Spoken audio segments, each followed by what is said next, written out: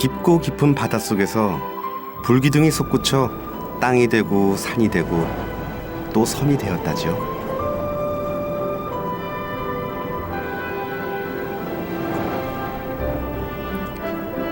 불이 만들어낸 이 화산섬은 수천 수만 년 바람과 파도에 깎이면서 다시 태어나고 수많은 생명들이 그 안에 스며들었죠.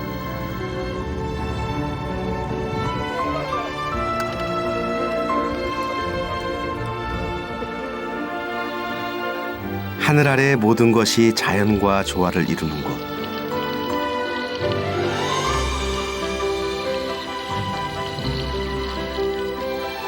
그곳에는 태초의 신비와 지나온 삶의 이야기가 고스란히 담겨 있습니다.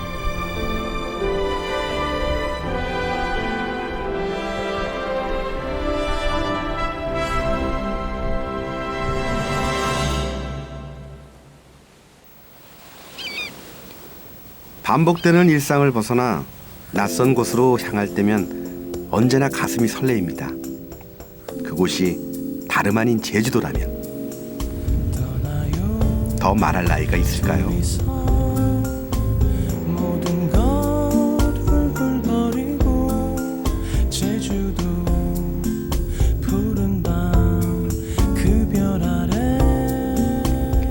눈길 닿는 곳마다 펼쳐지는 절경 앞에 차에서 내리지 않을 도리가 없습니다.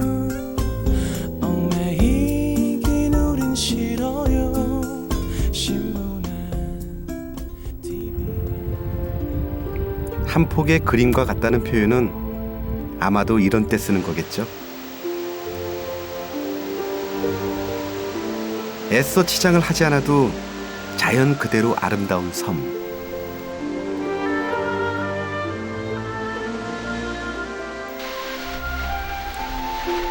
그저 바라보고만 있어도 마음이 고요해집니다.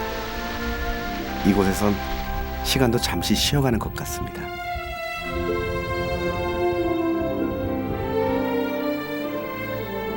섬 한가운데 우뚝 솟은 한라산은 제주의 지붕이자 상징과도 같은데요. 해발 1950m, 남한에서 가장 높은 봉우리죠.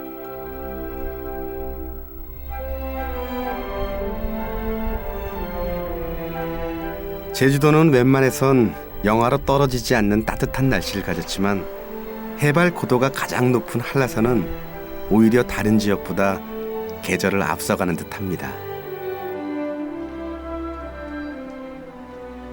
이 제주도 누가 그러더라고요. 양파 같다고. 뭐 제주도도 그렇지만 특히 이 한라산의 이 사계절은 항상 올 때마다 틀리다고. 저도 올해 두 번째 한라산을 오는데 또 이번 왔을 때 또 한라산의 그 느낌은 또 다른 느낌인 것 같아요. 한라산에 오르는 여러 등반로 가운데 가장 높은 지점에서 출발하는 영실 코스. 숲 사이로 병풍처럼 펼쳐진 기암괴석들이 빚어내는 신비로운 풍광이 눈길을 사로잡는데요. 그래서 영실, 그러니까 신들이 사는 방이란 뜻의 이름이 붙었나 봅니다.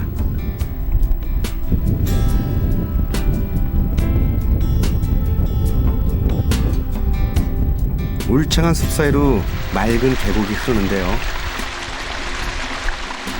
혼자 걸어도 지루할 틈이 없을 정도로 다양한 아름다움을 지니고 있어 한라산을 찾는 등반객들이 가장 많이 찾는 길로 꼽히죠. 이렇게 또 제주도 한라산 오셨는데 무슨 한라산에 어떤 매력으로 이렇게 오십니까? 제주도의 속사를 보기 위해서 한라산은 반드시 와야 된다고 생각을 해요. 그러니까 오늘 아니에요. 4번째 왔어요. 아, 네 번째? 네. 그럼 올 때마다 느낌이 어떠세요? 진짜 뭐 영실이라는 게 뭐 신령들의 네. 사는 곳이라는 것처럼 네. 정말 신비로워요. 오늘은 더 신비로워요. 처음 만나는 이들도 자연스럽게 친구가 되는 산행길. 이 길에서 또 다른 인연을 만났습니다.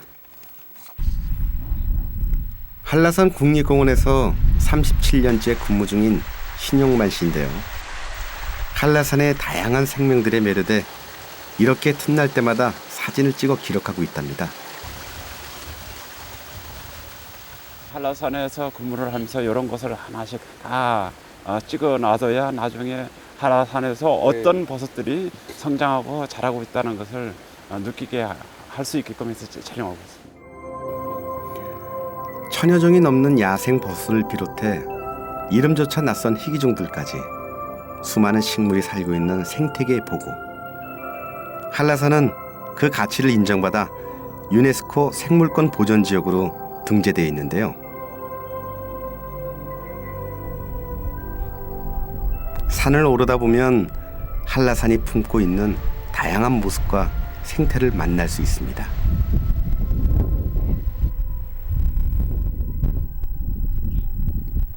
가파른 능선 위에 올라서니 갑자기 수백 개의 귀한 개석들이 눈앞에 나타나는데요.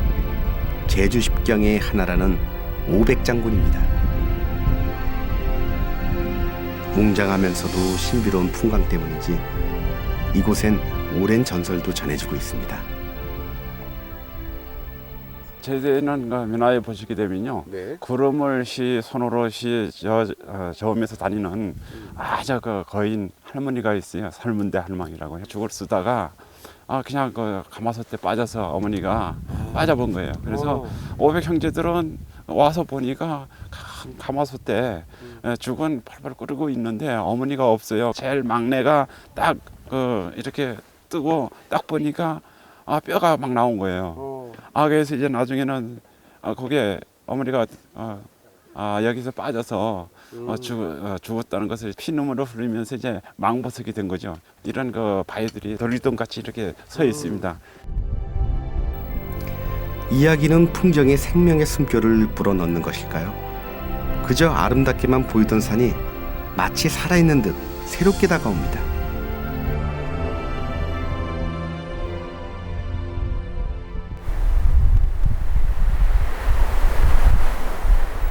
자욱한 안개 속에서 만난 구상나무 군락지. 전 세계에서 한라산에만 자생하는 구상나무입니다. 학명은 ABS 코리아나라고 해갖고 네. 한국에서 자라는 잣나무라고 이게 이제 고산 지역에서만 자라는 거죠. 한 해발 1,400고지 이상. 소나무과에 속하는 상록 교목인 구상나무는 한라산에만 자생하는 희귀식물입니다. 또한 멸종 위기종에도 속합니다. 거친 바람과 폭설에 쓰러진 나무들도 눈에 띄는데요. 그건 역시 멸종의 한 과정이라니 참 안타깝습니다.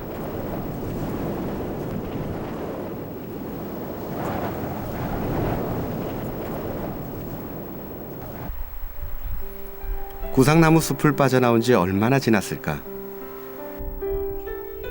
구름 사이로 호련히 모습을 드러내는 장엄한 봉우리.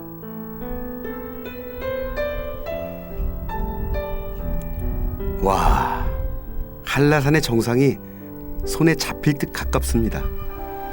눈과 얼음에 덮여 더욱 신비로운 장관인데요. 이 풍경을 볼 수 있는 곳이 영실 탐방로의 마지막 지점입니다. 정상까지 이어진 길은 현재 휴식년 중이기 때문이죠.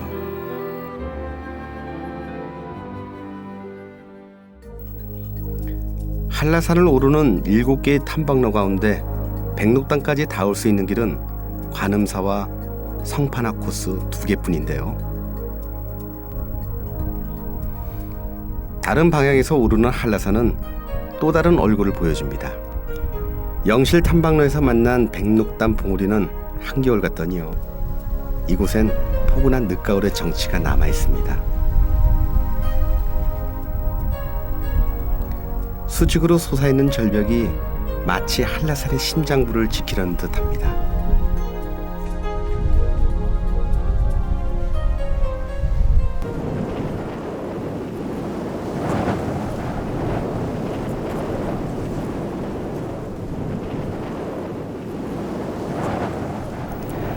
그리고 마침내 오른 한라산의 정상. 누군들 이곳에 서서 압도당하지 않을 수가 있을까요? 마치 하늘과 맞닿은 듯한 백록담의 웅장한 모습에 벅찬 감동이 밀려옵니다.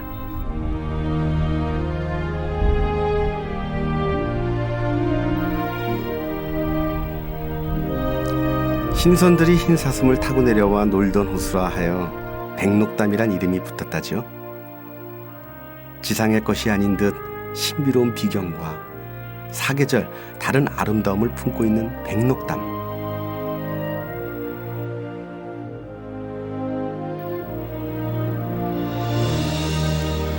이곳은 오랜 옛날 화산이 폭발한 분화구로 백록담을 중심으로 만들어진 한라산이 넓게 퍼져 제주도가 된 것입니다.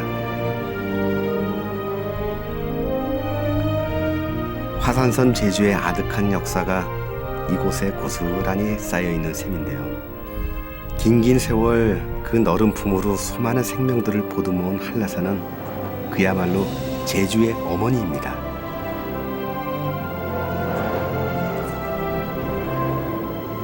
지금 바람 너무 많이 불어서요. 일단 이 육체는 춥지만은 이 마음만은 정말 그 어머니 안에 그 품에 푹 안긴 듯한 그런 느낌 있죠.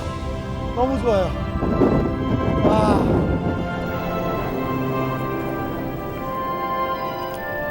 이 가슴 저릿한 절경은 힘든 고비를 넘고 정상에 오른 사람만이 누릴 수 있는 한라산의 선물이겠죠.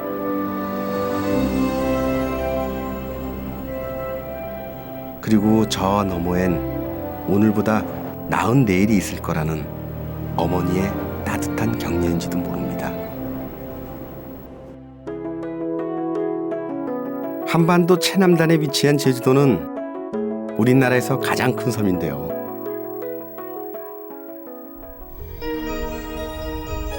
서울의 3배 면적을 가진 제주도가 형성된 것은 약 200만 년 전부터 시작된 화산 활동의 결과입니다.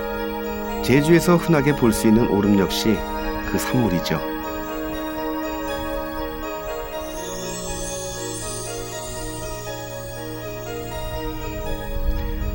용암 분출로 생긴 작은 봉우리를 의미하는 오름이 섬 곳곳에 무려 370여 개.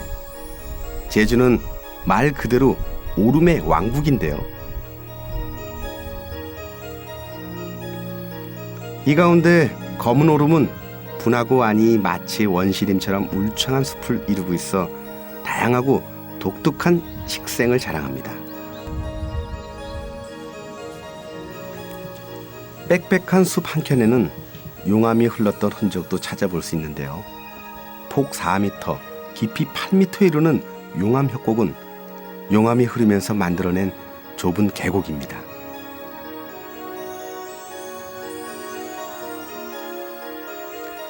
화산이 폭발하면서 분출된 용암 덩어리가 식으면서 굳은 흔적들도 곳곳에 남아 있습니다.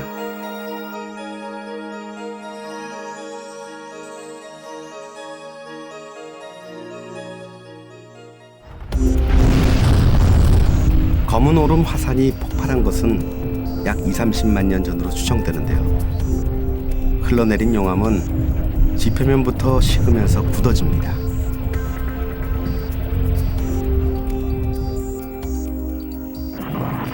땅속의 용암은 식지 않고 계속 흐르면서 빈 공간을 형성하는데요. 그 위로 수차례 용암이 흘러내리면서 바닥이 점점 깊어집니다. 용암 동굴이 만들어지는 것이죠.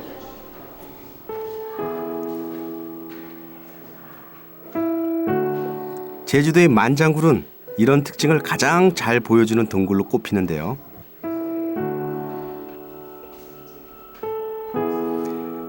내부에는 용암이 흘러내린 흔적이 아직도 선명합니다.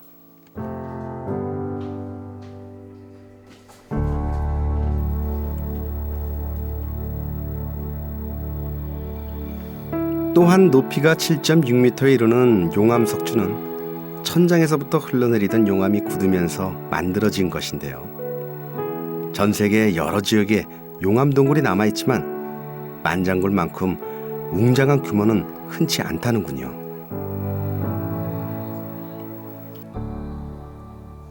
동굴 안에는 용암에서 볼 수 있는 다양한 동굴 생성물들이 상당히 이제 뭐 장관으로 발달하고 있고요. 뭐 규모나 형태나 구조적인 면에서 단연 세계적으로 손꼽히는 용암동굴이라고 할 수 있습니다. 총 연장 7.4km에 달하는 만장굴에서 일반에 공개된 것은 약 1km 구간입니다. 오랜 시간이 만들어낸 자연의 작품인 만장굴.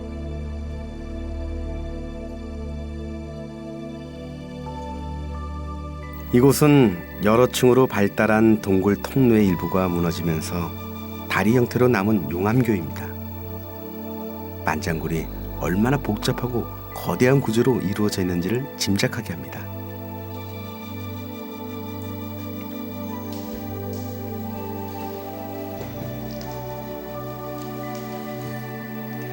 또한 만장굴은 바닥의 밧줄 구조가 가장 발달한 용암 동굴로 꼽히는데요.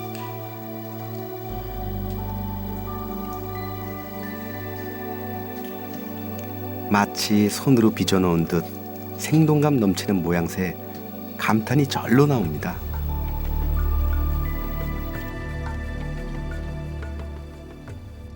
지금 이제 바닥에 보이는 이 구조가 이제 용암동굴의 가장 대표적인 구조 중에 하나인데요. 이게 이제 이름이 밧줄 구조입니다. 그러니까 이제 우리 밧줄이 얽혀 있는 것 같은 형태를 띠고 있다고 해서 밧줄 구조라고 부르고요. 이제 용암이 이제 흘러가고 이제 껍질 부분이 먼저 굳어지면서 흘러가는 힘 때문에 이제 표면이 살짝 밀려서 만들어진 겁니다. 우리 팥죽을 쓸 때 팥죽 위쪽 부분이 이제 팥죽을 살짝 기울여 보면 위쪽 부분이 살짝 주름지는 걸 볼 수가 있는데요. 같은 원리입니다. 독특한 지질학적 가치를 인정받아 세계 자연유산으로 등재된 검은 오름 용암 동굴계.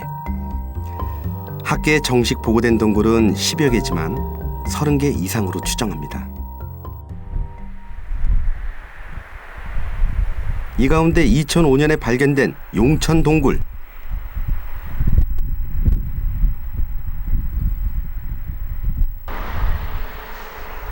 동굴의 훼손을 방지하기 위해 일반 공개를 금지하고 있는데요.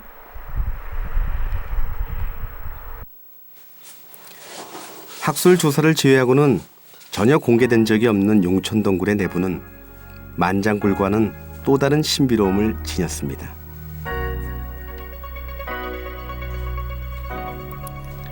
천장엔 마치 샹들리에처럼 화려한 종류관이 자리를 잡았는데요. 동굴로 유입되는 물 속에 함유된 탄산염 성분이 만들어낸 것입니다.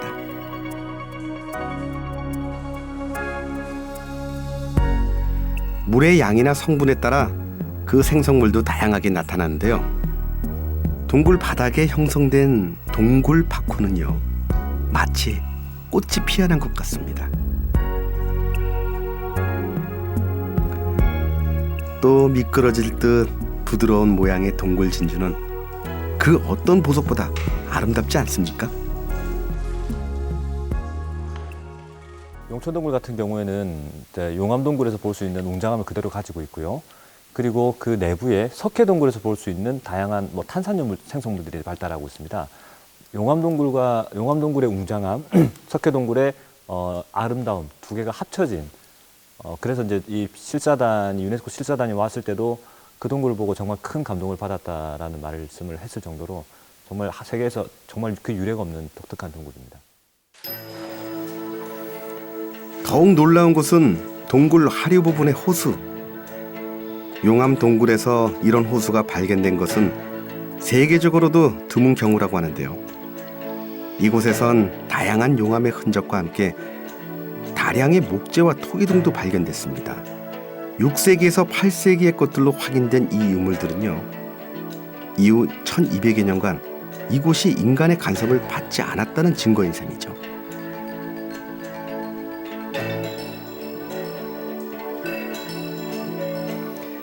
기나긴 침묵을 깨고 비로소 모습을 드러낸 용천 동굴을 비롯해 오랜 시간의 역사를 간직한 제주도. 이곳엔 지금도 자연의 신비와 경이가 살아 숨쉬고 있습니다.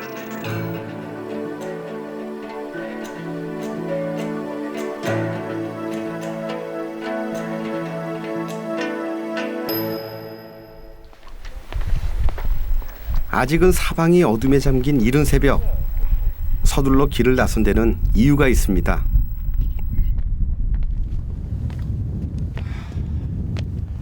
이곳 제주도에 오면요, 제주도의 가장 아름다운 풍경, 그 10경이 있습니다.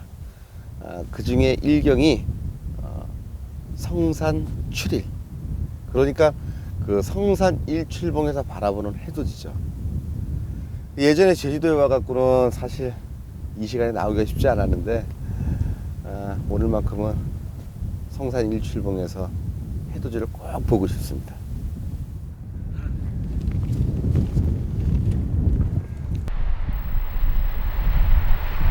제주도의 동쪽 끝머리에 위치한 성산 일출봉. 이곳 역시 화산인데요.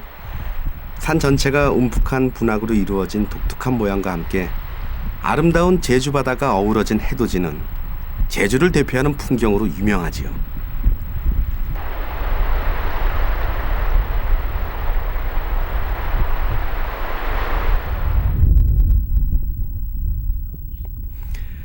그래서 새벽이면 이렇게 수많은 사람들이 찾아오지만 성산의 일출을 만나기가 그리 쉽진 않습니다. 변화무쌍한 제주의 날씨 때문이죠.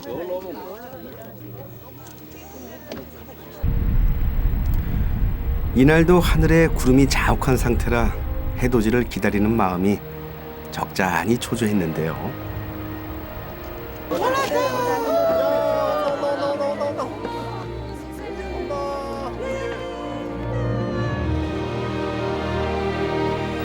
구름을 뚫고 마침내 모습을 드러낸 태양의 붉은 빛. 그 열정과 희망의 기운이 가슴까지 차오르는 것 같습니다.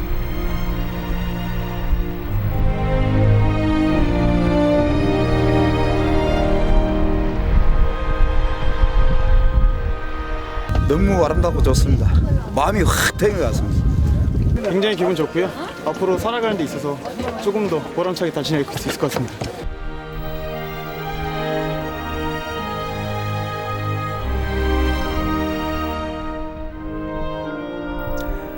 어디로 눈을 돌려도 푸른 바다를 만날 수 있는 제주도.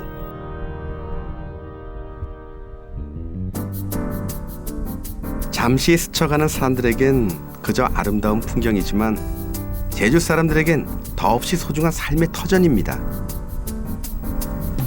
제주도 서남쪽 끝 모슬포항에서는 요즘 방어축제가 한창인데요. 날씨가 추워지기 시작하면서 비로소 제맛을 낸다는 방어는 겨울 횟감으로 최고라지요. 그 싱싱한 제주의 맛을 찾아 수많은 인파가 몰려듭니다. 네, 천천히 오십시오. 천천히. 그 중에서도 가장 인기를 모으는 이곳, 바로 맨손으로 방어 잡기 체험장인데요. 그리 만만한 도전은 아닌 모양입니다.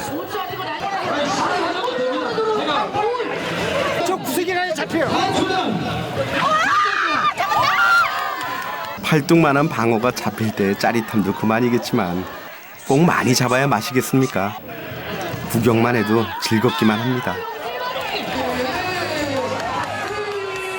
방어도 막 이렇게 맨손으로도 잡고 먹을 거리도 많고 좋은 것 같네요. 방어랑 물고기는 처음 봤는데 너무 커서 깜짝 놀랐고 재밌었어요. 이맘때면 가장 바빠진다는 모슬포 사람들. 모슬포 앞바다는 다양한 어종과 풍부한 어획량 덕분에 예로부터 황금어장으로 불리는데요. 그 중에서도 방어잡이는 모슬포에서 배로 30여 분 거리에 있는 마라도 앞바다에서 이루어집니다.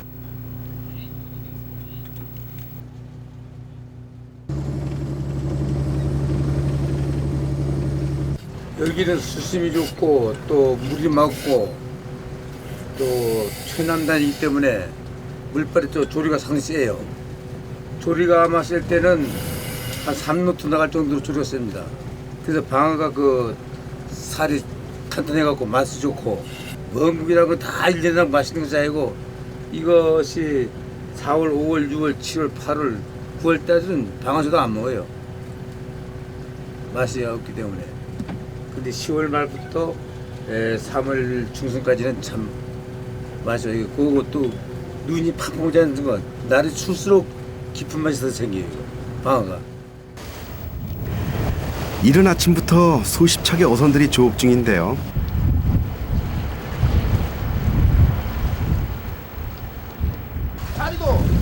방어잡이에서 필수는 바로 자리돔입니다. 그물로 한꺼번에 잡는 고기잡이도 있지만 방어는 일일이 손으로 낚아야 하는데요. 자리돔을 미끼로 쓰는 것이죠. 방어들이 자리돔이 좋아하거든요. 산고기를.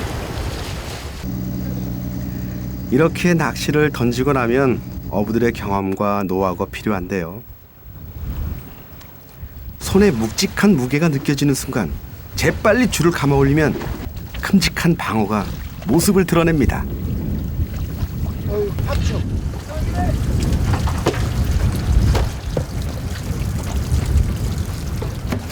잡히는 것만 이렇게 크네요. 많이 이게 엄청 커요, 엄청 커. 한번 보여주세요 저희한테. 한 손으로 들기도 힘들 정도로 커다란 방어들. 원래가 몸집이 큰 어종이기도 하지만 특히 마라도 앞바다엔 무게가 7, 8kg이 달하는 대방어가 부지기수랍니다. 이런 거, 이런 거. 내 죽었죠, 이겨졌네, 빨리 하라면 봐. 잡다. 힘도 보통이 아닌데요. 그래서 이렇게 다 잡은 방어를 놓치는 경우도 종종 있죠. 열어볼게요. 뺏겨 올라가. 뭐 대구슬 비수막 있어 올라가. 뺏겨 올라가. 야, 이거 답지를 움직이지 여기. 이렇게 방어가 크면 두 분이서 당겨도 이렇게 좀 빠져나갈 때가 있나 봐요. 잘려 줄. 아, 줄이 잘릴 정도로 무거운 거예요? 예.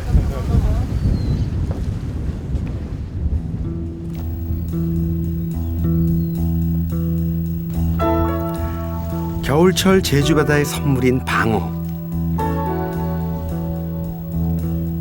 올해는 예년에 비해 어획량이 몇 배나 많아 말 그대로 풍어를 이루고 있는데요. 한번 바다에 나오면 끼니도 걸러가며 하루 평균 10시간 이상 조업을 한답니다.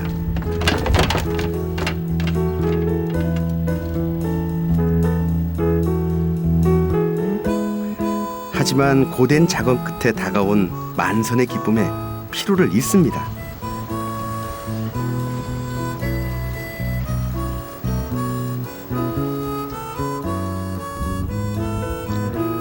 거친 파도를 견디며 바람을 벗삼아 살아가지만 철 따라 넉넉한 품을 내어주는 바다가 있어 제주 사람들은 오늘도 풍요롭습니다.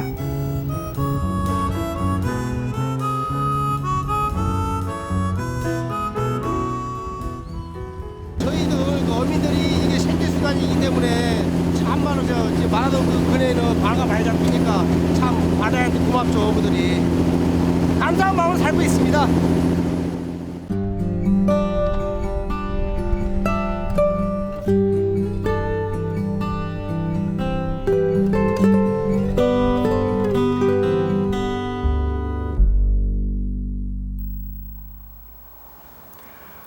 서귀포에 자리 잡고 있는 한 작은 마을.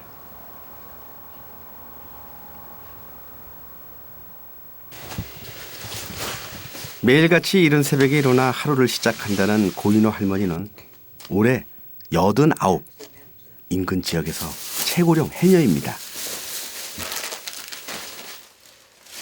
나는 15살에부터 이 해녀질을 배웠는데 이거 계속 바닥에 안 가면 못 살아. 하간데 아파. 쑤시고 아파서 바닥에 안 가면 못 견뎌. 바닥에 가면은 시원한 게 마음이 좋아.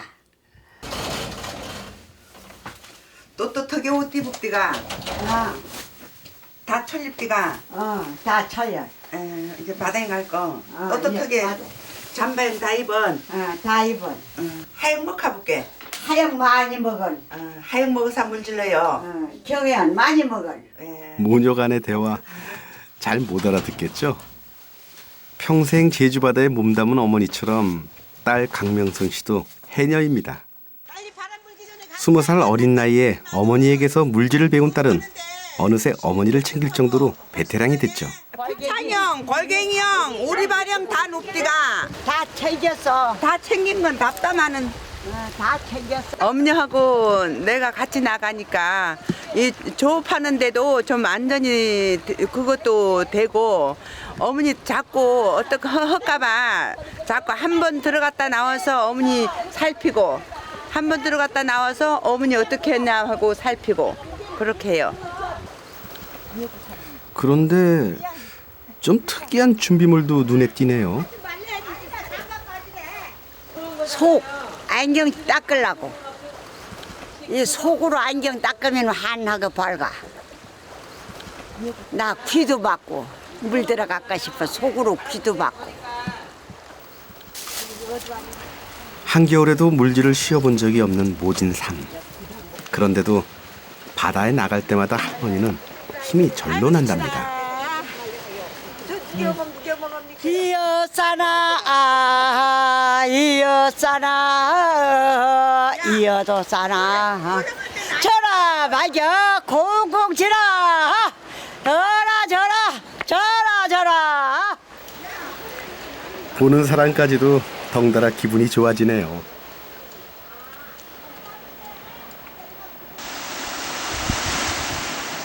하지만 변변한 농지가 드문 척박한 섬에서 살기 위해 바다에 뛰어들었던 것이 제주 해녀들의 삶이었습니다.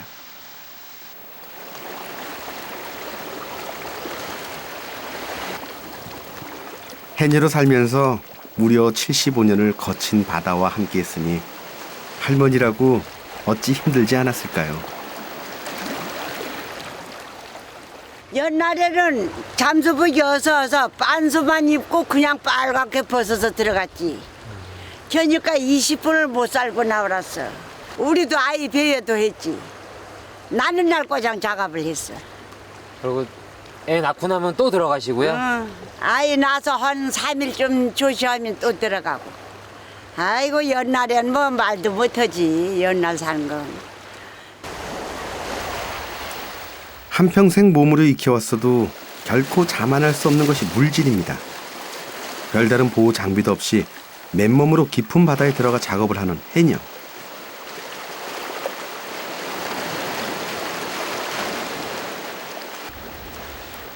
고려시대 기록에도 남아있을 정도로 오랜 역사를 가진 제주 해녀는 최초의 전문직 여성이라고 불리기도 하죠.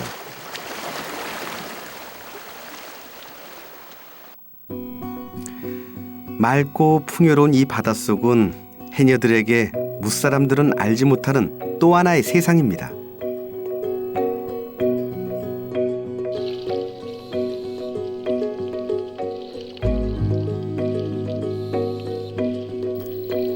마치 춤을 추듯 여유롭게 헤엄쳐가는 모습이 인어처럼 아름답게 보이는데요.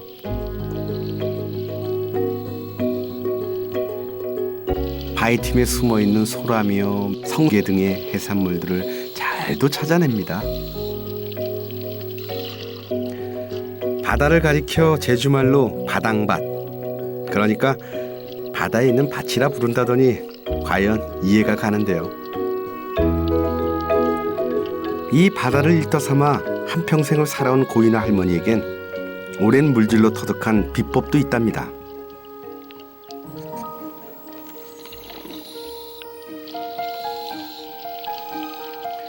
물고기들이 많이 모이는 길목에 작은 그물 하나를 펼쳐놓은 뒤 성게와 같은 해산물을 그물 안에 놓아둡니다.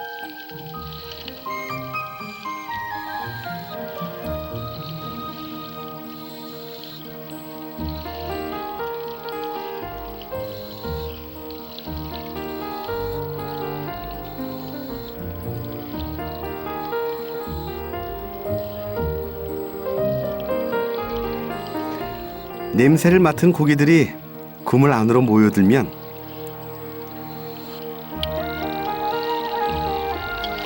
재빨리 입구를 닫아 건져 올리면 되는 거죠.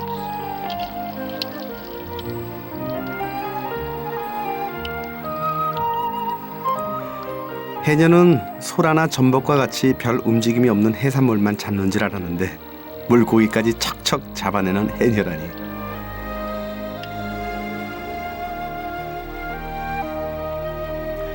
몇 번을 봐도 신기하기만 합니다.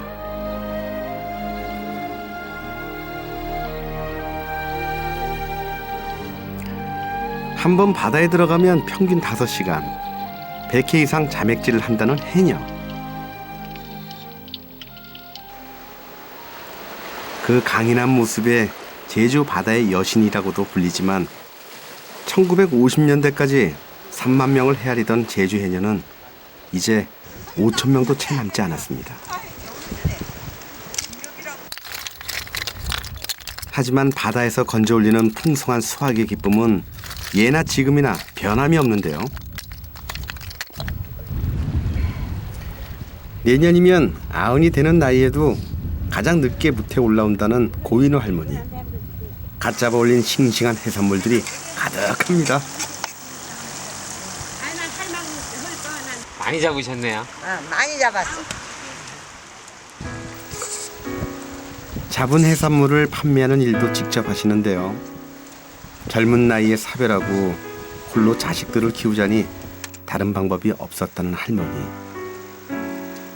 거칠게 부르튼 손은 그 흔적이겠죠.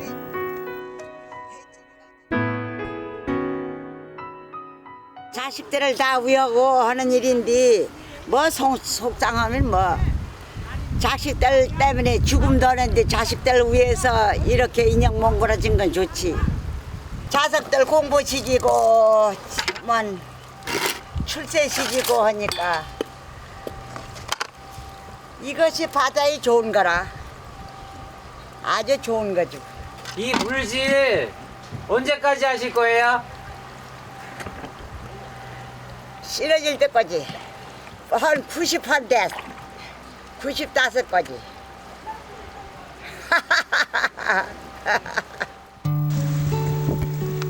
힘겨운 고비도 그저 웃어넘기며 강인하게 살아온 해녀들.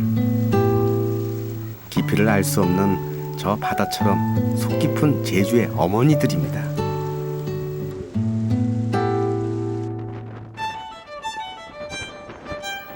이국적인 정취로 가득한 제주에서도 빼놓을 수 없는 풍경. 잘 익은 감귤이 돌담 너머로 주렁주렁 매달린 모습이 탐스럽기 이를 데 없습니다.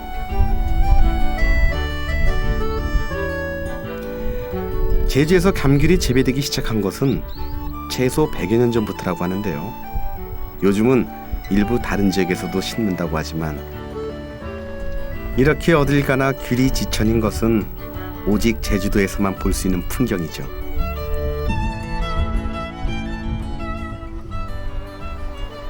어쩜 그냥 이렇게 노란 감귤하고 또 이렇게 검은색 돌담 색깔하고 참 진짜 잘 어울린다. 야 그냥 탱글탱글하고 그냥 따먹으면 진짜 맛있겠네요. 네? 제철을 맞아 감귤 수확이 한창인 한 마을을 들렀습니다. 아유 안녕하세요. 안녕하세요. 아유 반갑습니다. 네, 반갑습니다. 수입 농산물이 흔한 요즘이지만 감귤은 제주도산이 90% 이상. 한때는요 대학나무라 불릴 정도로 수익성이 좋은 편이라 제주 전체 농지의 절반 가까운 면적에서 감귤 농사를 짓고 있답니다. 이거 한번 드셔보시겠어요? 아유. 네. 아 그래요? 아유 고맙습니다. 아유 또 맛있는 감귤 한번 먹어봐야지. 이맘때면 흔한 감귤이지만 이 산지에서 갖다서 먹는 맛은 또 다른데요. 이 감귤 안에 보면 이렇게 알알이 송송이 맺혀 있는 게 입안에서 톡톡톡톡톡 터지네. 그 석류 터듯이. 응? 당도도 높으니까 맛있고 네. 또 책값 잘 받으면 자식들 공부도 시키고 그러니까 좋죠. 돌투성이 화산섬에서도 꿋꿋하게 삶을 일궈온 제주 사람들. 구불구불 이어진 이 돌담길처럼 그 삶의 풍경도 이어지고 있습니다.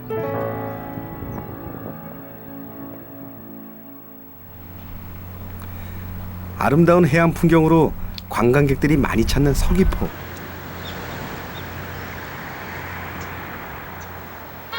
이곳엔 한 예술가의 삶과 추억이 남아있기도 합니다. 한국 근대미술의 한 획을 그은 천재 화가 이중섭 화백입니다. 이중섭 화백이 가족과 함께 머물렀다는 이 집엔 당시 집주인 할머니가 여전히 살고 계신데요. 한국 전쟁으로 서귀포까지 피난 오게 된 이중섭 가족을 위해 부엌에 딸린 이 방을 무상으로 내어주었다지요.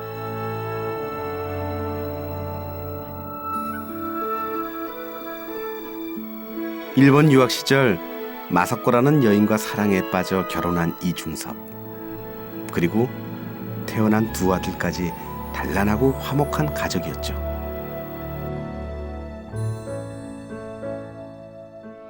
이중섭 가족 4식구가 방은 적어도 이렇게 모이면서 그렇게 해서 이 방에서 살았습니다. 저는 만 3살인데 그래도 비 오면은 낙수물 따라서 그게 목욕인데 그렇게 몇 바퀴 돈 거 하고 그 페인트 그 붓 깡통 그 빈 걸로 소꿉장난 했던 거 언니들이 얘기하면 그게 어렴풋이 기억납니다.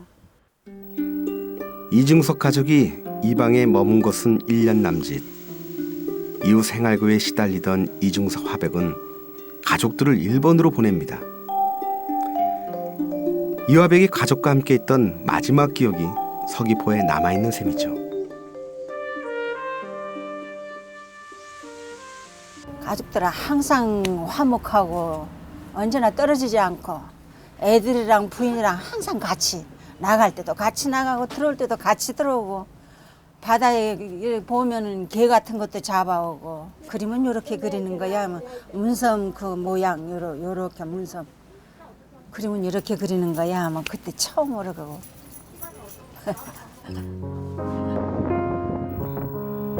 집에서는 서귀포의 아름다운 바다가 지책에 내려다 보이는데요.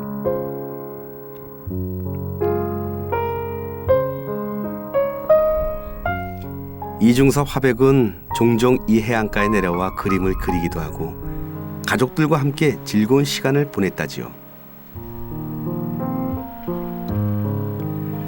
당시 그렸던 그림에는 그 행복했던 시절이 고스란히 담겨 있습니다.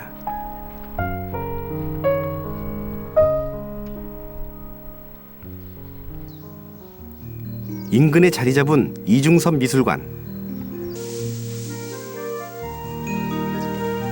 40살의 젊은 생을 마감했지만 한국 미술계에 강한 발자취를 남긴 이중섭의 다양한 작품들을 만날 수 있는데요.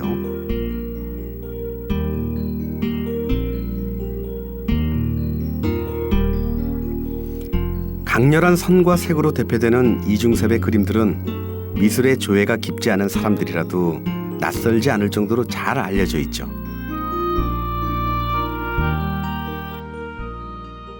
이중섭 화가가 서귀포에 오시기 전에는 우리나라의 그 향토적인 소재, 말하자면 소, 닭 이런 것을 해서 그림을 주제로 해서 주로 그렸다면 서귀포 이후 서귀포에서의 작품은 가족을 소재로 한 작품이 월등히 많다는 거죠. 그만큼 이중섭 화가가 서귀포에서 가족과 함께 단란한 시간을 보냈다는 증거가 될 수 있는데요. 밝고 따뜻한 색감과 묘사. 우리가 흔히 보던 이중섭의 작품들과는 확실히 다른 느낌인데요. 서귀포에서의 행복한 시간과 가족에 대한 사랑이 그대로 전해지는 것 같습니다.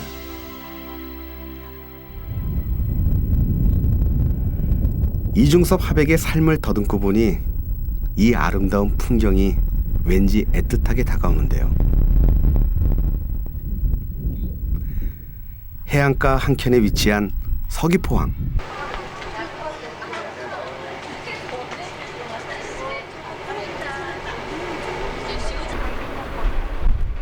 이 바다의 아름다움을 좀 더 깊이 느끼고 싶다면 더할 나위 없이 제격인 방법이 있다고 해서 찾아간 길입니다.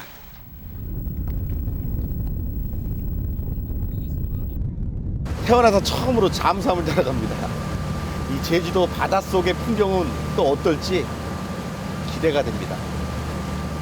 떨려.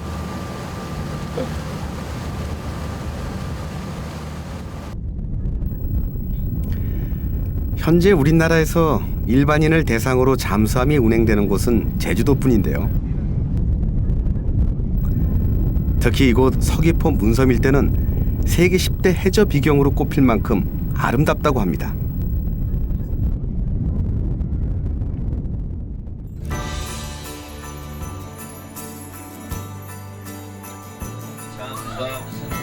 잠수함이 바닷속으로 점점 내려가면서 그야말로 환상적인 풍경이 눈앞에 펼쳐지는데요.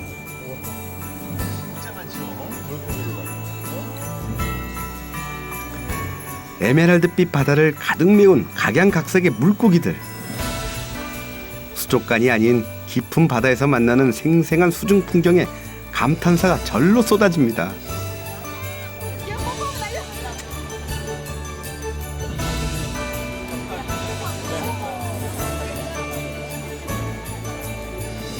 내가 잠수함을 타고 이 바닷속 풍경을 바라보는 게 아니라 지금 바깥에 있는 물고기들이 자기네 세상에 우리 인간들이 들어왔으니까 신기하게 우리를 바라보는 듯한 그런 느낌? 잠수함이 내려가는 깊이에 따라 풍경도 시시각각 달라지는데요. 이번에는 마치 단풍이 든 것처럼 고운 빛깔의 산호들이 시선을 붙잡습니다.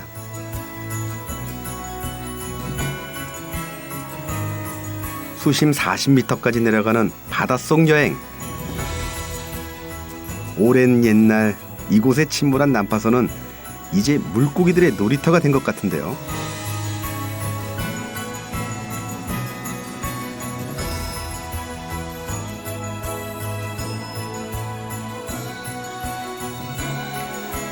마치 열대의 바닷속처럼 신비롭고 아름다운 이런 풍경이 제주 바다에도 있다니 놀라울 따름입니다.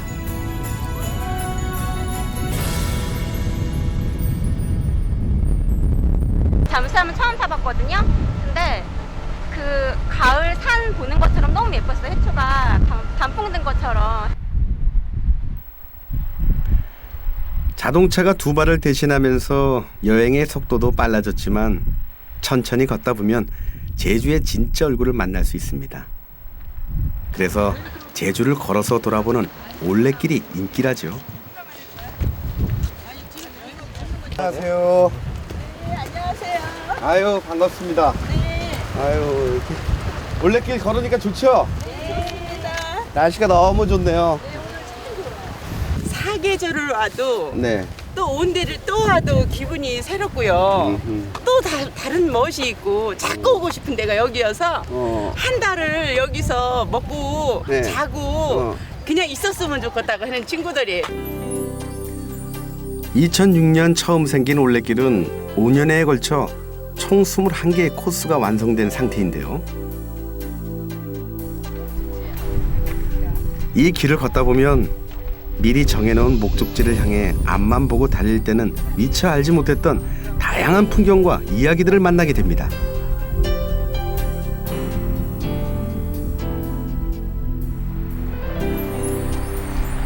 바닷가에 우뚝 솟아있는 삼방산. 밥 공기를 엎어놓은 듯 방구형 모양이 참 독특한데요. 재밌는 전설도 전해집니다.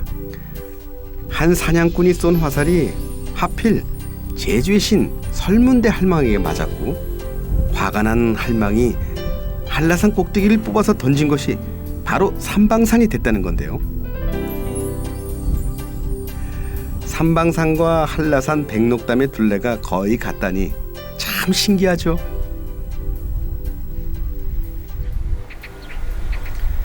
삼방산을 뒤로하고 걷다 보면 보이는 송악산.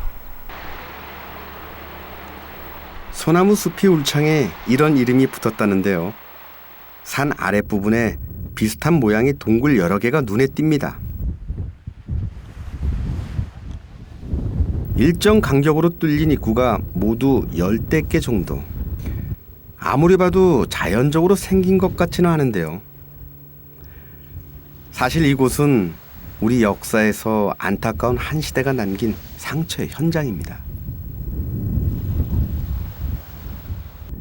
일제강점기 태평양 전쟁을 벌이던 일본이 연합군 상륙에 대비해 이곳에 군사 방어 시설을 구축한 곳이죠. 전부 동원해서 다 해안가에다 팠던 거예요. 제주도에서 이곳만 판 게 아니라 제주도에서 5군데가 팠던 거예요. 1945년 초에 바로 일본이 결 7호 작전이 있었습니다. 바로 미군이 제주도 상륙을 저지하기 위하여 바로 일본군들이 우리 조선인들 특히 전라남도, 경상남도 그 탄광 노동자들을 강제로 이쪽으로 잡아다가 바로 노역을 시켰죠. 아니 그런데 결국 미군들이 이 제주도로 상륙했다는 거는 저는 못 들었거든요. 상륙할 예정이 있었죠. 예, 예정. 당시 일본은 제주도를 일본 열도 사수를 위한 최후의 보루로 삼고 7만에 이르는 군 병력을 주둔시켰다고 합니다.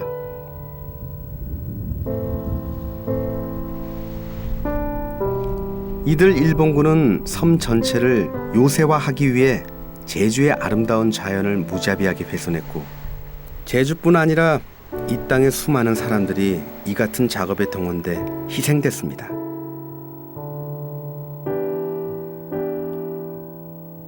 이러한 진지동굴만 해도 섬 곳곳에 100여 곳 이상. 여기엔 끔찍한 작전도 숨어 있었죠. 바로 저 바닷가에 미군 군함이 다가왔을 경우 바로 여기서 카이튼이라는 그 반잠수정인데 바로 1인승이에요. 아, 1인승이에요? 예, 1인승에 그 잠수정 앞에 포탄을 장착해서 쉽게 말하면 미군 군함에 가서 부딪혀서 폭파시키는 거죠.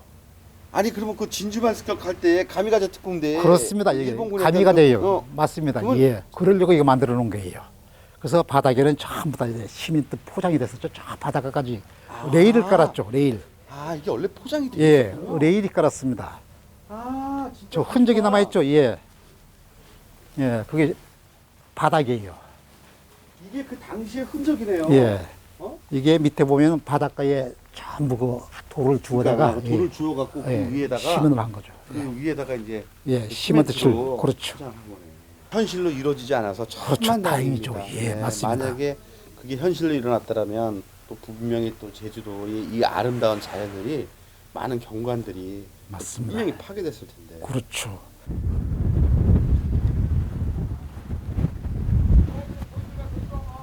아, 그냥 이러고 이곳에 있으니까 정말 평화롭고 아름답네요.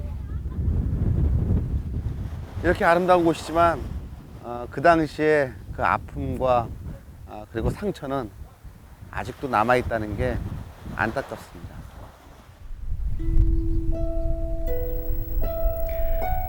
송악산 인근에는 당시 또 다른 흔적도 남아있는데요. 일본이 중일 전쟁을 일으키면서 중국을 폭격하기 위해 건설했다는 알뜨르 비행장입니다.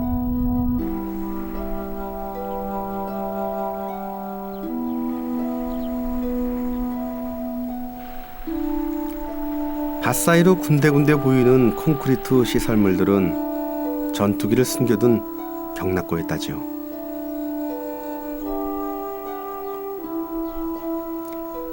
세월은 무심히 흘러가지만 역사의 흔적은 이렇게 남아 당시 아픔을 생생하게 증언하고 있습니다.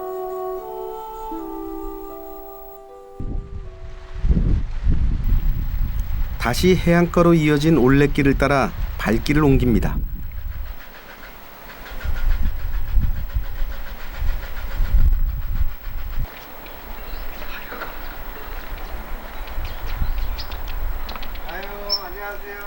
길을 걷다 보면 종종 눈에 띄는 게스트하우스는 올레길이 생기면서 자리 잡은 제주의 독특한 문화 가운데 하나입니다. 네, 안녕하세요. 네, 반갑습니다. 안녕하세요. 예, 반갑습니다. 야. 2층 침대가 3개, 6명이 같이 지내는 방입니다. 같은 일행이 오기도 하고 모르는 사람이 오기도 하고 와서 친구가 되고 다음날 또 여행을 같이 가기도 하고 그렇습니다.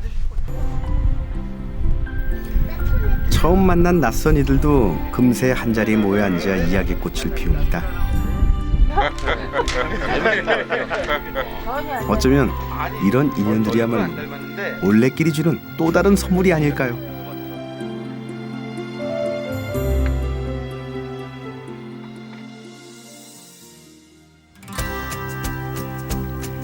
다음 날 아침 자전거를 타고 마을 산책을 나섰습니다.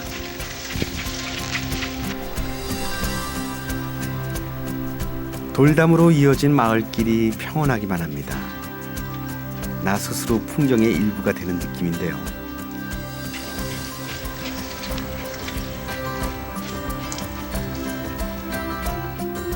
저 멀리 보이는 군산 오름, 익숙한 이름은 아니지만 아는 사람은 다 안다는 제주의 숨은 명소입니다. 해발 335m로 그리 높진 않지만 정상에서 내려다 보이는 풍경은 제주에서 손꼽히는 절경이라고 하는데요.